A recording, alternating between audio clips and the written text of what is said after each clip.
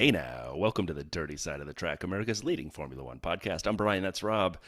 We're at the middle of a triple donger and a triple donger, and there's no dongers this week. So how are you doing, Rob? Are there wangers? Paul calls them wangers. I'm I, sorry. I don't know what's going on anymore. We're in another break of what is it 3 weeks for that race? Is it It really the is. 21st of November when Vegas is on? At least it's a Saturday? Question. Yeah, I guess so. It was Saturday just about. No, for me it's still Sunday. I think it's 1 a.m. But anyway, we've got we got a while to go before we have to worry about Vegas. So that left us this week going, what on earth are we going to talk about? And we have done our normal. We've plumbed the depths of some real lowbrow content. Um, we were joking the other day that we're kind of calling it the tapas episode because we don't really have one big thing to talk about. We've got little side dishes. So I love the news tapas. was, yeah, or sushi. You could call it sushi or tapas, whatever you want. Kind of small little Yeah, portions I'm more a going tapas round on guy. the conveyor belt, Yeah. and we'll see how we go. But so we're going to do news and social, and then we're going to do fantasy recap, video vault, and then we're going to dive into some random stuff that hopefully makes an episode, but we shall see. So let's dive into the news and social first. We got a little bit of a roundup. We recorded so quickly last week that we didn't even know that if penalties were going to get given out at the end. So let's just do a quick put in a bow around Brazil.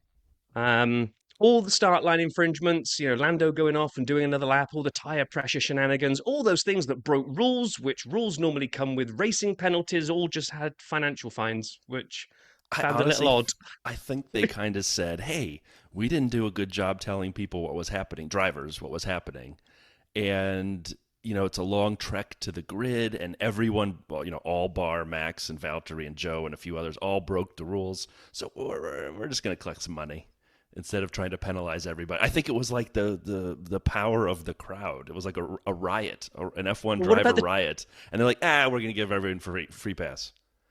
Yeah, and then Mercedes, you came on and broke Parc Ferme rules or whatever it is by doing the tire pressures. We're feeling generous. Just the monetary fine for you guys as well. It was just weird. I was Very expecting weird. some kind of change to the result of the race, but there wasn't. So everything we spoke about last week is still true. So we don't need to unpick anything, which is great. Um, we had I like Max being kind of playful with the whole thing that's going on. Like he knows the British press want Lando to win the championship. He knows that they were seeing this as the big race weekend where he's starting from the back and Lando's starting from pole, and this is going to be the one that takes a big bite out of the lead. And apparently, for reasons, I did read an article as to where all the press were, but apparently there weren't too many of the British press had made it through to the interviews with the drivers at the end, and Max just sat there and quite playfully went, "Hey, where's all the British media?" As if to kind of go, they don't want to come and talk when it's not Lando winning, and it's me taking basically securing the title and crushing their dreams. So I like Max for that. I think that I was did quite too. funny that he I thought it said was that. great. I thought it was great. I So, love when he does stuff like that. And then Lewis, we didn't talk about this, but we saw it, drove Senna's car in between, or was it Saturday or Sunday? I think it got moved because of the rain. It was it got originally moved we because of the said, rain, yeah. yeah, and I think it might have happened between quali and the race. So we were also pumped on the quali and the race that we completely missed picking it up last week. So I it did was like, cool though. I don't know if you saw Lollipop Man, but I'm going to steal a joke from a Lollipop Man where he went to Ferrari and he's like, hey, Fred, can I get in the car now? And he's like, "Oh, we're busy, Lewis." And so then he runs to McLaren. He goes, "Hey, Zach, you got a car for me? I can't drive this Mercedes anymore. It stinks." And that's how he ended up in the McLaren. Is Lollipop Man jokes. Lewis was looking for any car other than his current Mercedes. And then you got to do this because you found this little stat. Well, actually, I think Lee did on the Discord, and I took a picture of it. But it's great. Did you know Esteban Ocon has led more laps this season than Checo Perez? 14-1. 14-1. I didn't know Checo's only led one lap this year. Is that true? That's crazy. I can't even remember when he's been at the front to have even got that one lap. I mean, was Logan Sargent led Oh, anything? Yuki did last year. Remember at Okay, the yeah, yeah, Abu yeah, that was Dhabi? it. Yeah. Yeah. Then we got to see some more videos from the crowd footage about Lance Stroll's trip into the gravel, and oh my gosh, it was worse. I'd only seen the onboard when we were sort of making jokes about it last week on the pod, and we said, look, he just turns around and drives into the gravel. It, it's even worse It's even because worse. any other driver is going to put their foot down and do that cool little like 180 spin that I mean, God knows how they're able to do that, but they're able to do the 180 spin like as if they could do it in their sleep. So all Lance has to do is do the 180 spin, drive back to the track, off you go. He just, yeah, like we said last week, he just turns around and drives over the gravel. It's just, It's it's crazy. like, what? I do have a video about Lance later, but I gotta say, when I saw all those videos of him from the crowd, it was pure. Why would you do that, buddy? I don't know.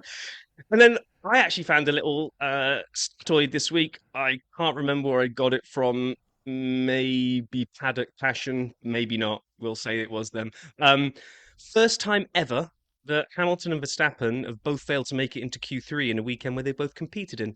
Really means nothing, but it's just one of those first time ever stats that you go, oh, that's semi interesting. Well, if you think that's semi-interesting, let's lower the bar to quasi-interesting. It was also the first time in a GP where both teammates finished in their driver number spot. Max was first, Checo was 11th. Those are their driver numbers. The first time teammates have ever finished in their driver number spots on the grid. How many of the driver pairings is it physically possible for that to happen in? Because Well, Lewis Valtteri can't finish.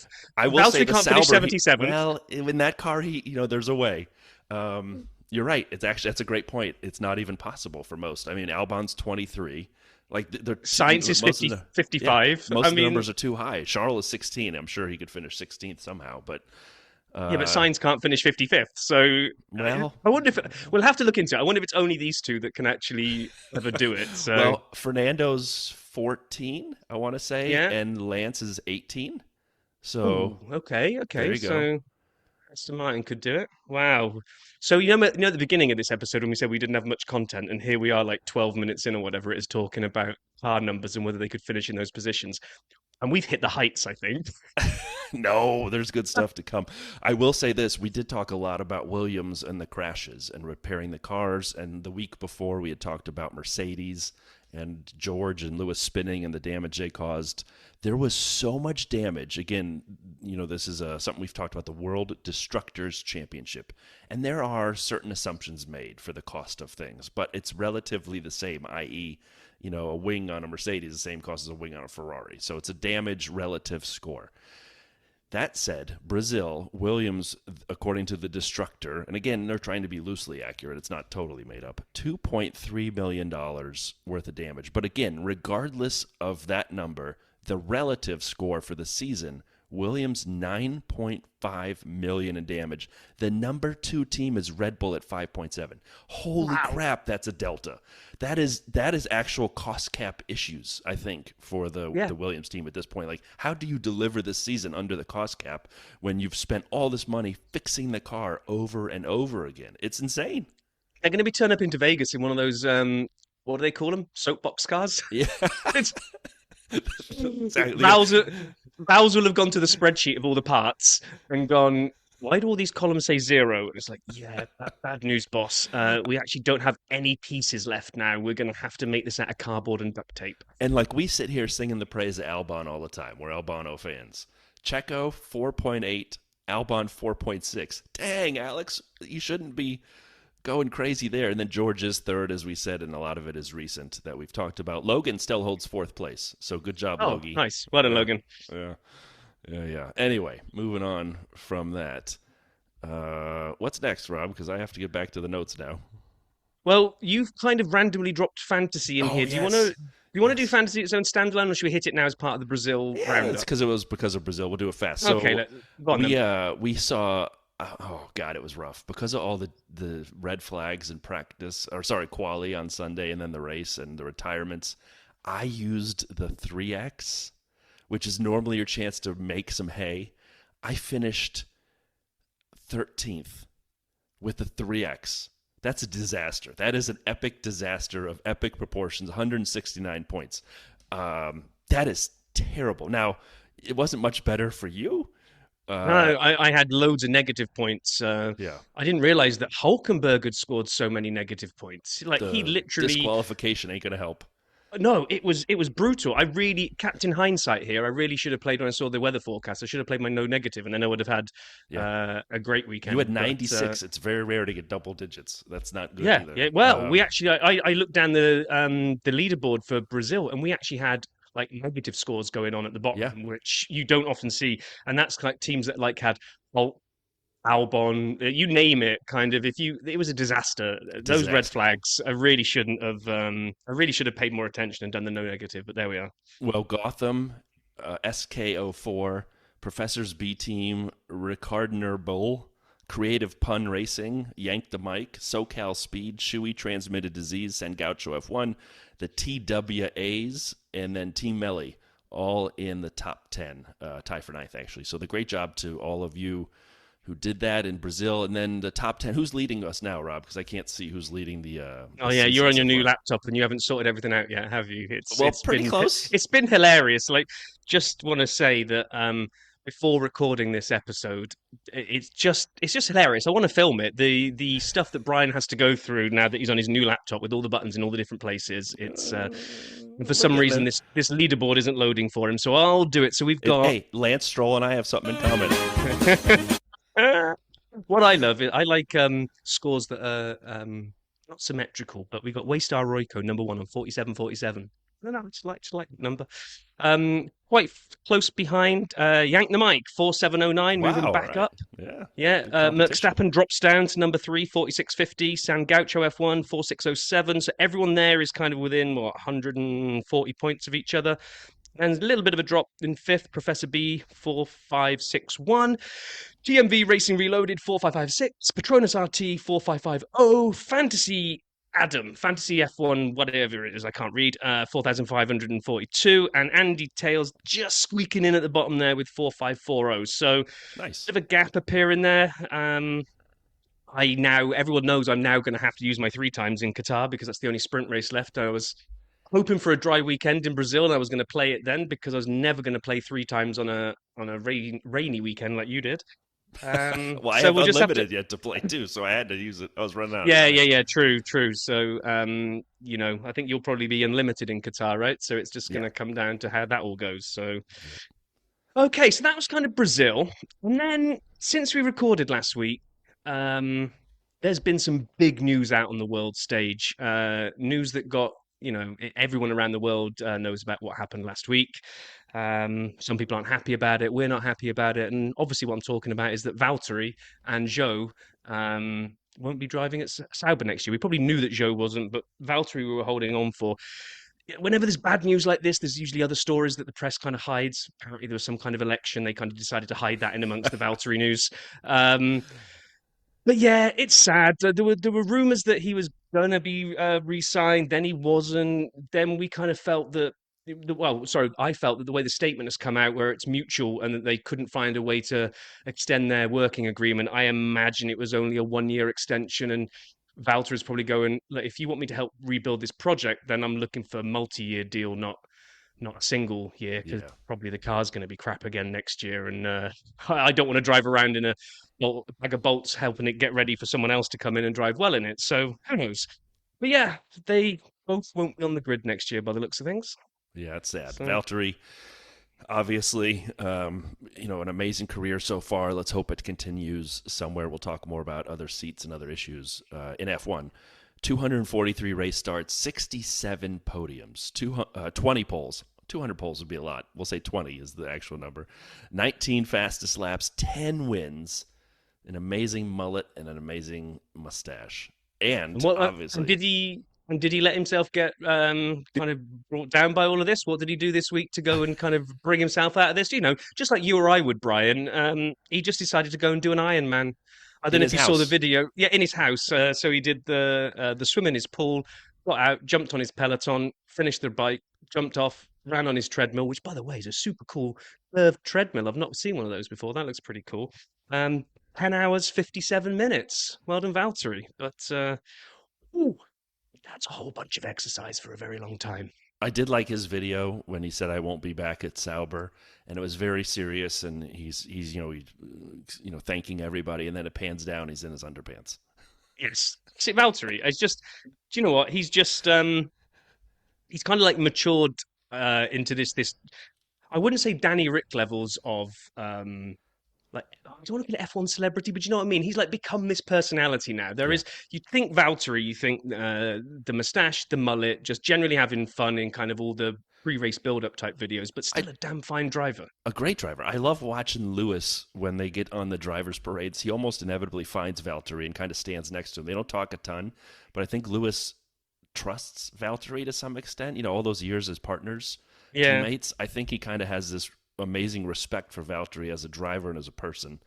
And I'd say rumors are, as Lewis leaves Mercedes, there are rumors, and we have nothing from Paul. We're not pumping him for info, but rumors on the internet are that Valtteri may be the reserve driver at Mercedes. We'll see. That was like for the first day after, that was the big rumor, and then that kind of got quiet. And then Jenny Gow went on a podcast, and this is only her view, but I share it because I think it'd be an absolute great move. I'm not sure whether Valtteri's interested for just 1 year, but if you want to solve the Checo problem at Red Bull, That's what and I you thought. want somebody, that you think can then look, they're going to have to go and reclaim the constructors because they ain't winning this year. We'll get into this later as to which way we think it's going, but it's not going Red Bull's way with the way that Checo's not bringing the points in to help out. So if you do you throw a rookie in there straight away and then risk again not going after the constructors, or do you have a stabilizing year where you allow one of your rookies to come into the Toro Rosso and have Valtteri I alongside Max? So, 100% think Valtteri's the answer for the Red Bull family. If they decide Liam is ready in the next 3 races and promote him next to Max, or Yuki does well the next 3 races and he does well on his test at Abu Dhabi in a Red Bull car and they promote him next to Max, I think the answer at RB is Valtteri, in my opinion. oh, you think Dan? Okay, Regardless, yeah. yeah, either next to Max, which would be great, or you put him there next to either Yuki or Liam, in my opinion. But anyway, I'm just cheering for him to be on the grid because obviously, This is Valtteri Bottas, and you're listening to the dirty side of the track. how much restraint it took for me not to play that until this point of the episode. I know, and as much as we are massively biased towards number 77 because of him coming on our pokey little pod, we don't want to make it that we're going to be down on the replacement. So Right. we're all here for, or is it Bortoletto? Yes, Bortolito. Bortoletto. Yeah. Bortoletto. Okay. So, and I actually didn't know much about him at all. It was a name that came out of nowhere that, for me anyway, that people had kind of been linking him. I knew he was in F2, but didn't really know much about him. So we figured we would do a little Doid set on Gabriel. So 20-year-old from Sao Paulo. Do you know he in F2 last year he won from the back of the grid in Monza, which is the first time it's ever been done. I think it might be at Monza, it might be ever, but winning from the back of the grid there. Was that He was last year or the this year? Because the reason I ask is in 23 he was the F3 champion, and this year he's the F2 championship leader. I don't know. I just picked that stat up off his Wikipedia page. Perfect. Might not even be true. Perfect. He will be the first full-time Brazilian driver since Felipe Massa in 2017. And Brazil has produced a ton of amazing drivers. We'll have a Brazilian driver and an Argentine driver, so we'll get a lot of South American representation next year, which will be awesome. But we're going to have a lot of young kids. A lot of young kids. I say this as an old man. Get off my lawn. Bortoletto is 20, Antonelli 18, Behrman 19, Colapinto 21, Doohan 21, and Lawson 22. So a bunch of Wilson's young pretty drivers. old then, isn't he? Yeah, exactly. It'll be fun. It'll be interesting to watch. You know what? The rookies this year have brought some additional flair. I like their irreverence to the old guard. Yeah. I'm timing you out here then, Brian. Where's Colapinto driving next year then? Right. I guess we'll see. So I don't know who put this graphic together. Obviously, it wasn't your good self. You just sourced it, and it's true. There's a lot of young talent on display, but most people think Colapinto's going to get at the worst case yeah, scenario. yeah.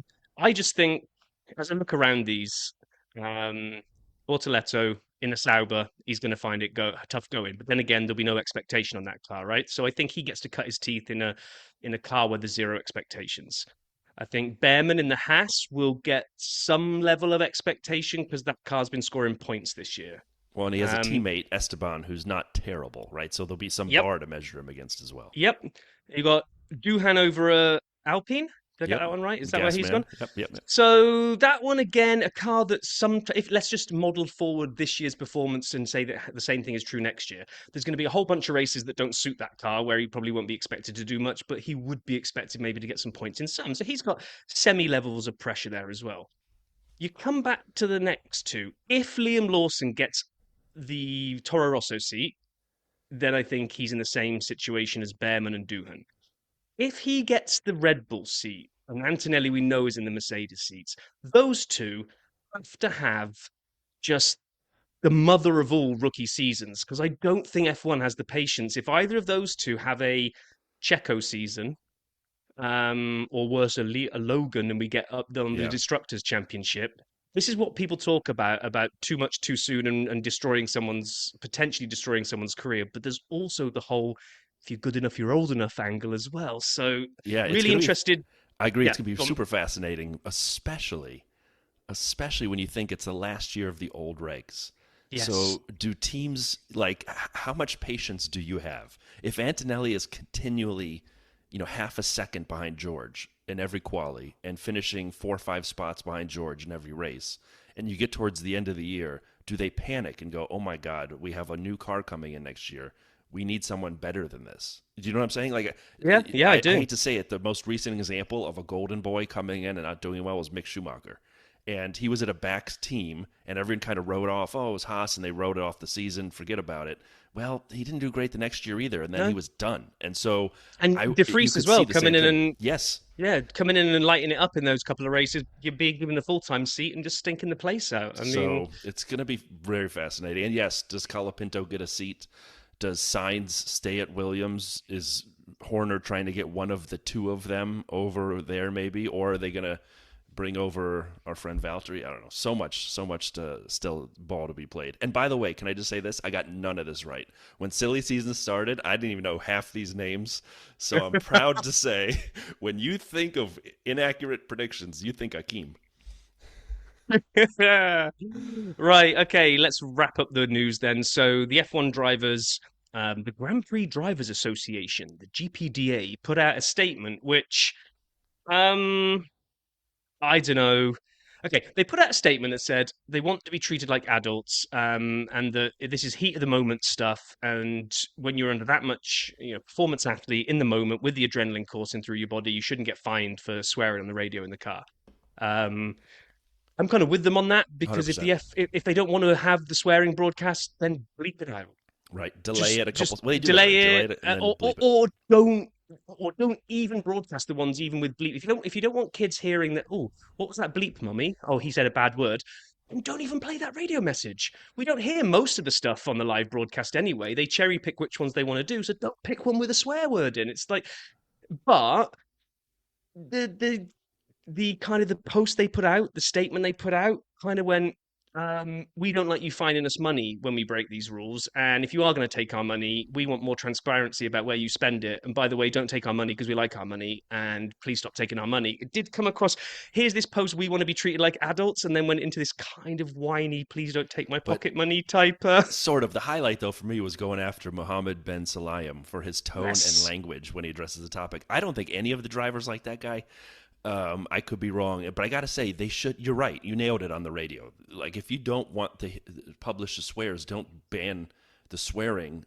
Work on the radio use. Work on the way it's broadcast. Because here at the Dirty Side, we don't swear. And we actually have a button for when things get a little bit crazy. We can just use that button, and that's a good thing. Rob has one too. And so whenever Rob starts talking about, a DRS rant, I just the whole thing, because you don't want to hear him going anyway. Oh, man. And some news broke that we'd said would be a good idea, as there's more and more tracks out there that are capable of holding races. It just felt that probably going to end up at some sort of rotational thing rather than lose races forever off the calendar. And that's what they're saying. They're saying rotational F1 races in Europe is coming very, very soon. So yeah, we'll see. It'll probably be calendars there where things like Spa has a year on, maybe a couple of years off. It will be. It will be the ones that they've kind of been threatening about losing from the calendar altogether will end up going into a rotational basis, I guess. As the American guy grown up here in the States, I'd be fine if they rotated Miami and Vegas as long as they kept Spa. It feels like there should be the untouchables, and then everything else is entered into a rotation. That's the way I would have done it, and maybe that's what they'll do. But you're right; there's been a lot of smoke around Spa for too long, And so I bet it'll be And there's just a motivation. huge volume of European circuits that if you want to bring back some of the German tracks and you want to go back to Portugal and you want to, there's just so many of them that I think it's more likely that the European ones go into a cycle than, say, Spa cycles with Vegas or something random like that. That isn't going to kind of make much sense. But I will anyway, say then, this. Wait, one last thing. okay, go on. So help me God, I will end this podcast if they bring back Paul Ricard to cycle Spa on and off. I will end this podcast for good if they bring back Paul Ricard for that reason. I think Mr. Pitlane Paul will pack up his bags and walk away from the sport as well because he hates Paul Ricard. Last but not least, Choto must have been doing either a podcast or some interviews. There were a whole bunch of his quotes flying around this week. I didn't actually see where they all came from, but they got into talking about the Lewis situation, and he said that he actually heard about Lewis leaving from Carlos Sainz Sr. That's how he first heard the news. And that actually the timing really annoyed him because he lost the chance to potentially talk with Charles and Lando before they signed their new contracts. So, he seemed a bit. I mean, you're not expecting him to be doing cartwheels and going, "Yay, Lewis is going to Ferrari," but he seemed a little bit more to than I was probably expecting around kind of how the news broke and the timing of it as well. So I'm assuming he kind of thought this. That was so not right. But anyway, okay, time for the video vote. Let's open her up.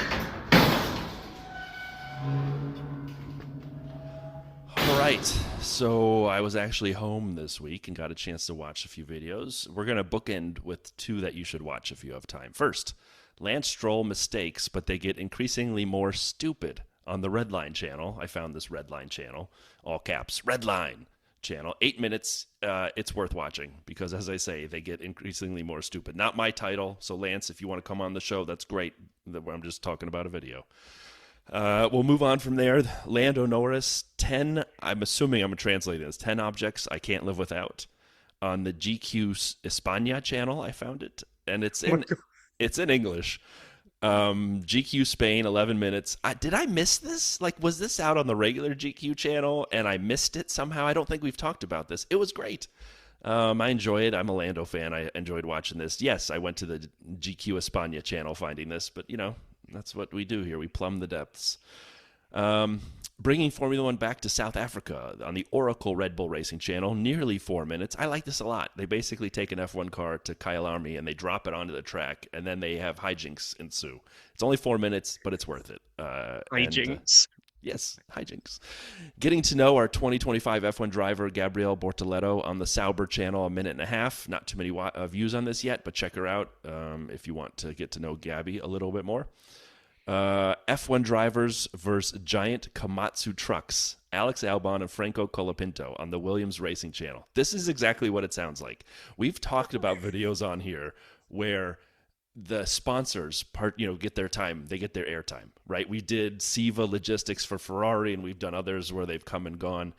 This was great because Komatsu, is a big on the side of their car, and I've always wondered what's the relationship because they make massive trucks. Anyway, it's great watching Alex and Franco do this, and man, can Franco talk. We've heard stories of them trying to get him to tone down the chatter at times. At the end, he just goes for like 1.5 minutes, just nonstop talking. And I'm like, alrighty then. And then finally, as I said, the bookends are the good ones. This one is in my mind a really good one. Ted Kravitz drives an Alpine F1 car on the Sky Sports F1 channel. It's about 18 minutes. It is long. I really enjoyed it. I'm not like the world's biggest Ted guy. I mean, he's fine, but this was really good, and so I enjoyed it. It was fun to see happen. Rob, have you seen this one? Or I've seen the Instagram Reels version of it, so it does look pretty good, actually. It is. Again, it's an investment, but if anyone has 18 minutes or so, it's worth checking it out. And then I'm gonna close it up, unless you want me to leave it open. No, close it up. All right. So, what's our first dish coming out of the kitchen tonight? Well, this is yours. This is the first dish being served up is alternate F1 themes. So you've been searching the internet for different variations of the F1 theme that plays when we see the drivers coming in and doing their really serious poses in corridors and looking into cameras and going, "Hey, yeah, I'm the man." You decided that we should go and visit some others. Building on from the mariachi one that Yes. Ben on the Discord asked us to play again, you used it as an opportunity to go crazy and find as many of the different alternatives as you could. And we've used a lot, so just as a highlight, here is the mariachi, which we've played before. We've used this over the years. We found this quite a while ago. It's great, right? I mean, like, again, used in Mexico, obviously. I think 21 was when it was... Is this the mariachi one? Just give it a second. It starts. That's how it starts, yes. Here. Now Here we go. Yeah, we'll only do like 20, 30 seconds each one. This is the famous part. Yeah. It's so good. So good. We steal that, obviously, for SAP stats and use it all over the place. And so we've played that one, and this is one of our favorites of all time, Slap House. We found this about a year ago, and here's about 20 seconds. This is just so good. And this is the one I used for the 100th episode when we did the intro with all the sound bites from our guests, right? Yes, sir. It's just, you gotta love it good. when the beat drops on this one.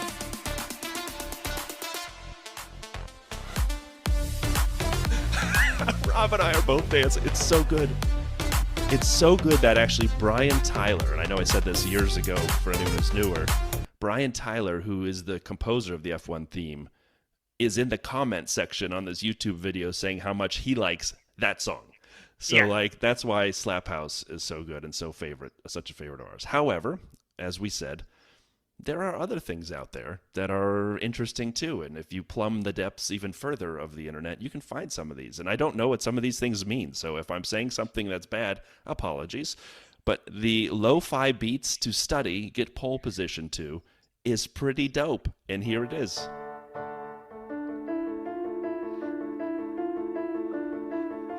Sounds like the beginning of a horror movie. Just wait. It's good. Just hold on.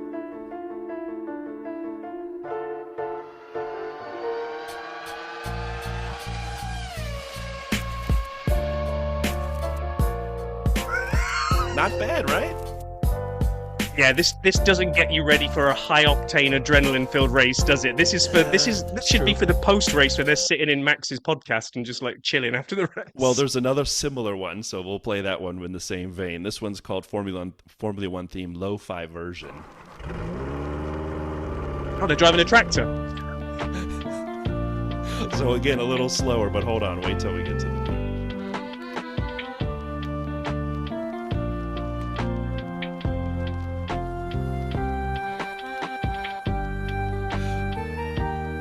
More mellow, just getting ready for F1. This is a good way to wind down, maybe, after a race. It takes a little longer to get to the beat because it's so slow.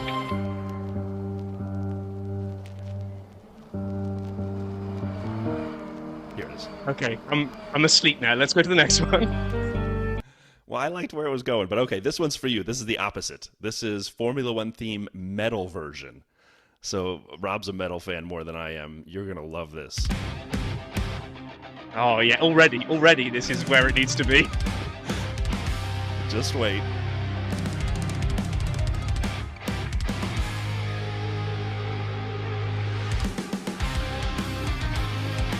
Right? This is good. Oh.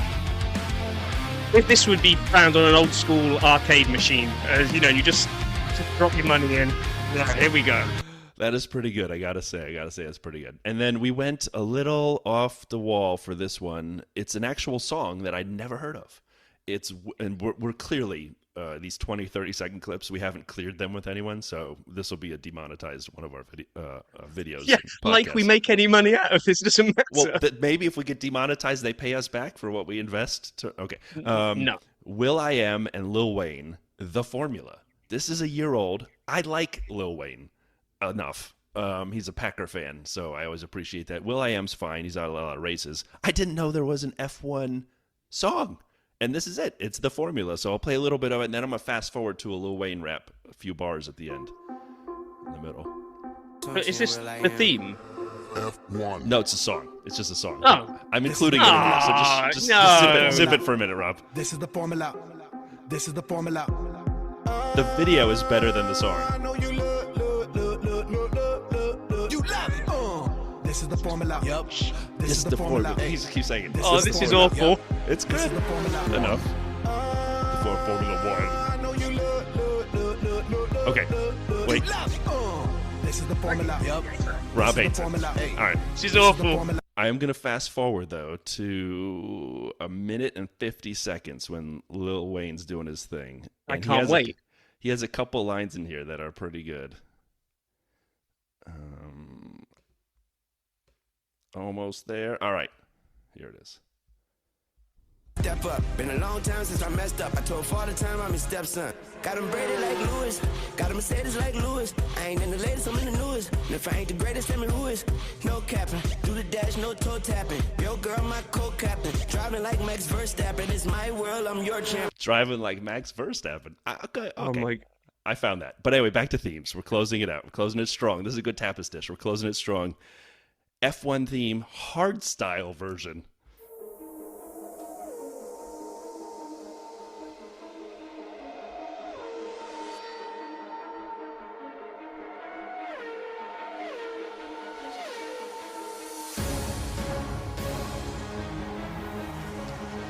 It's building. This September. We thought they weren't returning. Coming to a track near you.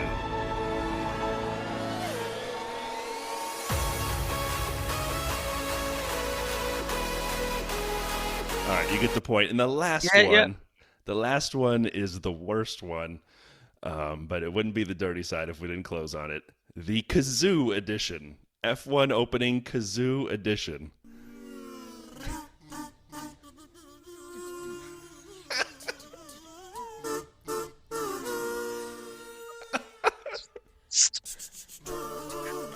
And then there's like singing and the rest of it ruins the kazooing, in my opinion. They've had it. So I think, if memory serves me right, Music Man Andy, that's done many bits of music for the show, I think he attempted a F1 kazoo in the middle of a when he was playing a gig. You're I think we right. played that little clip. So Yeah. the challenge, Andy, if you're listening, is you've heard all those different versions. I'm expecting a new spin on the F1 theme from you anytime soon. No pressure. For sure. So those are some themes. I hope you enjoyed them. I like the lo-fi one to start, even though it's slower. I think you could play it at like 1.5x. It'd be perfect. Yeah, I think the only one that probably maybe two that stand a chance of ever being used would be obviously the mariachi one every year at Mexico.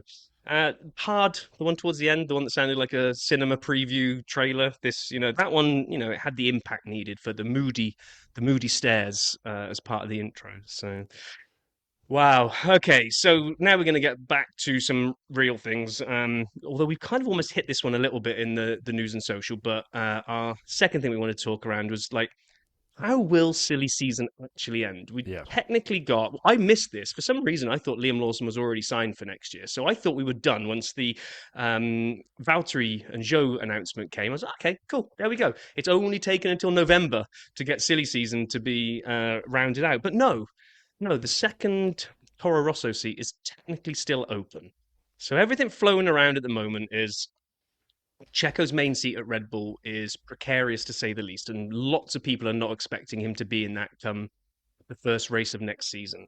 So the question is, who fills the Red Bull seat and who fills the Toro Rosso seat? Now, I was going to say the smart money. It's not even the smart money, is it? It's just lots of expectation is that Liam Lawson moves up to the main drive and that they go and broker a deal with Williams to steal Colapinto and throw him in next to Yuki. That makes sense. I mean, and that makes sense too, right?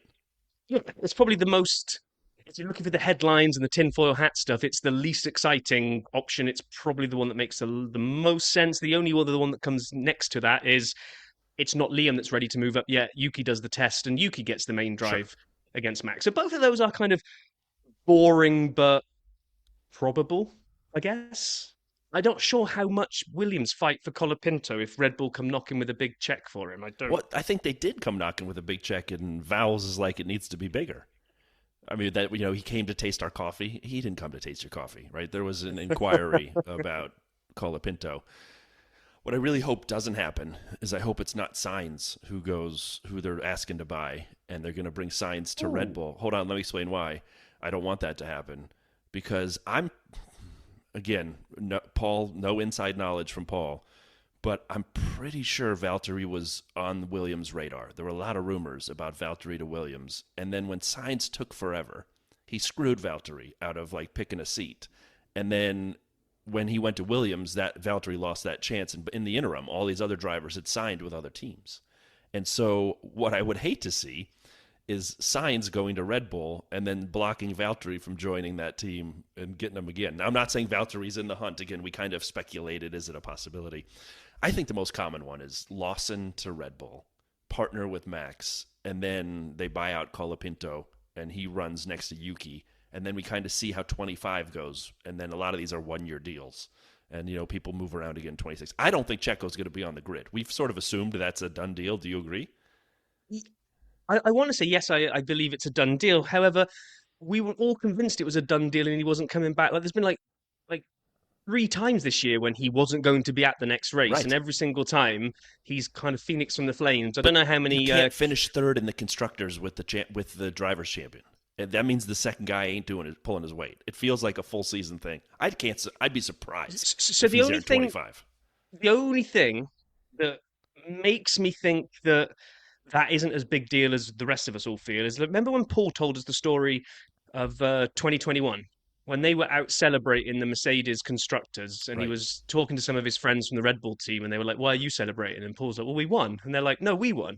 And it was really, really obvious. He said that Red Bull's one of the few teams that sees the Drivers' Championship as the big thing, and not as interested in constructors, whereas most other teams are the other way around and say constructors. So depending on how much Red Bull really do treasure constructors, if all they exist for is to keep delivering drivers' championships to Max, Checo could get a stay of execution. I don't know how big his sponsorship money. He obviously brings in a ton of money, and apparently the merch he sells in Mexico is just like ridiculous compared to any other driver on the grid.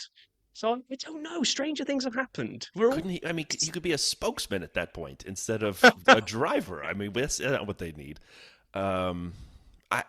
Here's the thing no one's predicting. Andretti gets approved for 26, and they hire 2 drivers, and it's Valtteri and Colapinto, and that's the team, and that's how it all solves itself. Not a chance. I'm grasping at straws. I'm kidding. I think we got to go with the most obvious. For me, my vote would be, I think Lawson ends up at Red Bull, Checo's out, and then I think they do buy out Colapinto from Williams and put him in with Yuki at Minardi. Yeah, there's a lot of drivers floating around out there. There was quite a brutal but probably fair assessment by Binotto when they were asking him about kind of the seat choices and how it was like a really, difficult decision. Lots of drivers all had the chance of being in that seat next to Hulk, and they asked him about Mick Schumacher, and he was like, yeah. Mick Schumacher was kind of in part of the thoughts. Spoke to Toto, who said, rates him really highly. I'm like, well, do you? Why is Kimi driving for you next year then? Yeah. Don't rate him that highly, do you? So yeah, it'd be interesting to see. I would absolutely love the tinfoil hat, Jenny Gao view of Red Bull go, do you know what? We'll take Valtteri. He's a free agent now. We'll drop him in there alongside Max for next year and shake things up. That would be fantastic, but will not happen. Will not happen. I know. All right. And then our final dish, the closing tapas plate. I almost said appetizer. The World Constructors Championship. The drivers, I think we all agree, is done, right? The disaster of a weekend for Lando and his hopes from Brazil with 3 races left. He needs to score like 21 more points than Max per weekend, which is not going to happen. Max could actually not run a race and still win. So yeah. Lando's got no chance, in my opinion, of winning. But that said, in the Constructors title, we look at a McLaren at 5.93, Ferrari 5.57, and Red Bull at 5.44. And Red Bull is arrows down, right? They were first, then they were second, now they're third. And as we've said, Checo ain't bringing in points the way he's supposed to be. So it becomes a question of, can Ferrari catch McLaren at this point? Rob, do you think they can catch him? Well, let's just before we do the McLaren versus Ferrari piece, right? So what, we've got 3 races left now? Yes. So and one's a sprint as well. Qatar's a sprint. So let's say Max takes everything. So we got 75 points on offer for the 3 races. Annie goes and gets 8 fastest more lap in each of and those. then So we 3 get 3 fastest more on laps, top of yeah, that. So 11, 78 and points. another 86 points. So if Max does all of that and McLaren and Ferrari don't finish, they DNF for the rest of everything. Both drivers never finish. Plus, what did we say? 86 points. 630. So McLaren are already on 593. So, Red Bull, I just can't see they've even got a chance of winning the Constructors. Because if Max does the clean sweep and the others two just take the whole 3 races off, they barely, because of the amount of points you get on offer for both drivers together, it would take an insane shift for Red Bull. So we are categorically saying Red Bull are out Not of the Constructors, right? Correct. But they could still finish second, but I don't think they would finish first. No, this is where I was going to say. I don't think they'll finish second, but they could, is what I'm saying. They could, because they're only like 13 points behind Ferrari at the moment. And what you do have is maybe an upwards trend of Max again. Yeah. If the final 3 races of the season, the car works well for him there, you can't discount him from potentially finishing the season off with 3 wins out of 3, right? And as Lando likes to say, it's always Max. He always ruins everything for everyone, So he might end up taking a big chunk of points off the table for the other 2. So what really it comes down to, the Fire team just need to make sure that both their drivers finish ahead of the 2 red ones. It doesn't really matter where. You don't even have to race wins at this point now. If it's the math simple, just keep outscoring Ferrari and McLaren will get their first Constructors title in like a bazillion years. The problem that I see, and this isn't me with my Ferrari hat on, but the problem I do see, you with an Alfa Romeo Valtteri hat on, as I'm looking. Well, at I am physically wearing that now, but I've got my Ferrari flag behind me. How much does the realization of missing out on the Drivers' Championship just take a bit out of Lando? If he doesn't nail it, because Ferrari haven't got an eye on the driver's title at all, really, because out of anybody, it would only be Lando that could. Charles is just too far back. So really, those 2 are absolutely laser focused on just beating the 2 Papaya team. It doesn't matter where they finish. Again, they just want to get both their cars ahead of them. So at the moment, I'm feeling like wins in Ferrari's sails at the moment. Really? So you think the things that drove McLaren, that really pushed them for Lando to get to the drivers and the team as a whole, things like this? Papaya rules. Papaya rules, things like this radio. The way to win a championship is not by yourself. It's with the team. You're going to need Oscar and you're going to need the team. But now that there's no individual Drivers' Championship on the card for Lando, you think Oscar's sitting there, first of all, doing this? Yes. The greatest, he won a race. Yes, that's the whole celebration. I love that guy. Interesting. You think they're gonna the wind is out of their sails, and that potentially Ferrari could sneak in, and they've had a good handful of races as well recently. Yeah, they've kind of seemed to have sorted out some of the problems with that car, and if I remember. Vegas last year. Charles was really strong. He took Perez right at the end, didn't he? And the Ferrari seems to go well around this track unless they go over loose manhole covers when it destroys Sainz's car. Right. It's a high-speed track, though. I mean, it's Monza where they brought all the upgrades. It's just, at Vegas. And so it's a high-speed track. Qatar, they go pretty well there, too. And then Abu Dhabi's a mess. They keep resurfacing corners and restyling corners. I mean, I'll be honest with you. I think the McLaren is good. Oscar's disappointed the last couple races a little. I think now there's no, everything for Lando, and Oscar's going to prove himself again and say, watch this. He doesn't have to hand over the sprint race like he did last time. I don't think that's going to happen. I think Papaya rules are done, in my opinion. They should be at least. And so I think you're going to see Oscar reinvigorated. And I think McLaren keeps the title. I don't think Ferrari catches them. I think McLaren finishes first, Ferrari finishes second, and Red Bull is a bigger delta to third than it is today. I agree. I mean, Ferrari at the moment are 36 points behind McLaren, so that's 12 points a race they need to take out of McLaren, which across 2 cars actually isn't that many. That's like finishing 3rd and 4th ahead of 5th and 6th. It's doable. I actually do think.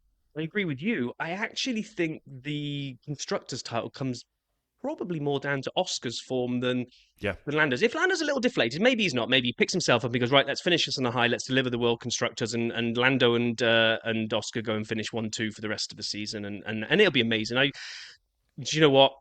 I'd be so happy for either of these two teams to win the constructors. As I a agree. Ferrari fan, I would love a Ferrari constructors title, but as a McLaren, like, McLaren should be up at the top end. They should be winning titles. So if they win it, I'm thrilled as well. But just be interested. I just feel like a little bit of momentum is with Ferrari at the moment, and maybe a little bit of bubbles are bursting with Lando, and it's just going to be fascinating to watch, because that's what we're going to be watching now for the last 3 races. Not, I think Max gets the title in Vegas. Yeah, agreed. I agree with you. I think Max gets the title in Vegas, and I think. And if he doesn't, I don't think it goes to Abu Dhabi. I think he mathematically has it by Qatar, the end of Qatar, the sprint weekend. But we'll see. And I think McLaren takes it. I think Ferrari finishes second. And but if it flips, I also would be fine with it. I'm not as big a Ferrari fan as you are. I mean, I'm obviously a Charles fan, and I like Carlos, and I'll miss him. But I am a Lewis fan, so I'm realizing I'm gonna have to buy all this red crap for next year because. I'm going to be all in on the Ferrari team. I'm basically becoming the biggest Tifosi in the town of Northbrook, Illinois. So count it. Okay, so that's kind of the main thing. I can't believe we've eaten it out for almost an hour. We're going to fill the whole time on Radio St. Pete, the Florida sports stream. Yay! Well, I want to go down there and just listen to us on the radio one time and just... I know I technically can because it's internet radio, so I can listen to it whenever I like. I know I've done it before as well. Yeah. I do as well. Just listen to, like, was it Monday night, 8 o'clock for me? It comes round, and then you hear our theme music and like... That's insane. Funny. But, so next week, hopefully, fingers crossed, if we can make the stars align, we've got a guest coming up, which I'm going to be excited about. Yeah, good one. Very good one. So hopefully that happens. If it doesn't, we will be tapping people on the shoulders to try and get a DRS one done. So, Ben, looking at you. Anyone else? If there's people that have done DRS and just want to come on and take a crack at the quiz, I think Lee and Andy are kind of up for that. So we'll have something next week. And if we get the guest for next week, we might still try to get folk on for then the following week. The following week will be Vegas, won't it? So we still need to get a DRS person in the bank so we can. We do. Get that play, because we're going to be coming to the off season soon, as sad as it is to say. So we need some folk to come on, because we can't keep serving tapas for the rest of the year. And the way you pronounce it, you accentuate the second part of it after the P, but I won't say what you said, because I would need to get this out. What? You don't get it? Oh, you serve tap. That's basically what you said. All right, everybody, thanks so much for listening. This was fun, kind of going around the horn on a variety of topics. We hope you guys enjoyed. It's always a pleasure to chat with Dirty Siders, and we'll be doing that in 1 week's time again. Everyone have a great week. Be well, be safe. Talk to you guys soon.